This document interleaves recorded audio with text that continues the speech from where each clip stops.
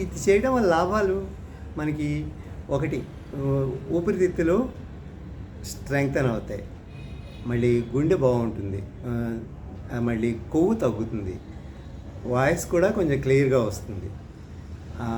ఇంకా అవి physical benefits, అంటే శరీరానికి సంబంధించినంత. ఇంకా స్పిరిచువల్గా అంటే శంఖనాదం చేయడం వల్ల మనకి ఈ విశుద్ధి చక్రానికి బాగా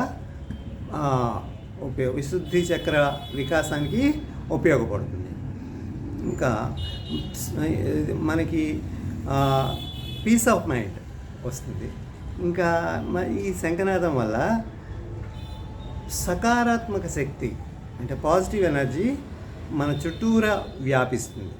ఎంత దూరం అయితే శంఖనాదం వెళుతుందో, అలాగే ఇంతకుముందు చెప్పుకున్న చూడండి ఓంకార ధ్వని చేస్తే కూడా, అలాగే ఓంకారనాదం వల్ల కూడా పాజిటివ్ ఎనర్జీ, అంటే సకారాత్మక శక్తి మన చుట్టూరా వ్యాపిస్తుంది. దానివల్ల మన దగ్గర ఉన్న వాళ్ళందరూ కూడా మంచి మంచి ఆలోచనలు వస్తాయి, అందరూ సంతోషంగా ఉంటారు, మనం కూడా సంతోషంగా ఉంటాం.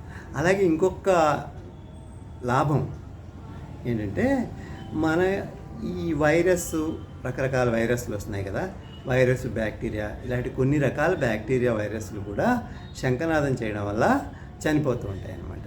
సో శంఖనాదం చేస్తే అవి పారిపోవడం కానీ చనిపోవడం కానీ ఏదో ఒకటి జరుగుతుంది. ఇది. సో ఇప్పుడు శంఖనాదం చేసేద్దాం. మరి ఊపిరి పీల్చుకుంటాం, పూర్తిగా ఊపిరి పీల్చుకుని ఈ మూతిని అలా పెట్టి ఈ శంఖం యొక్క ముందు భాగంలో, ఈ భాగంలోకి పెట్టి మన మూతిని పెట్టి పెదవులను ఆనించి గాలిని లోపలికి ఊపుతాం. అప్పుడు మనకి శంఖం యొక్క శబ్దం వినపడుతుంది అనమాట. సో ఇది శంఖం కదా. సో ఇందువల్ల దీన్ని ఇలా పట్టుకుని ఊపిరి పీల్చుకుంటాం పూర్తిగా.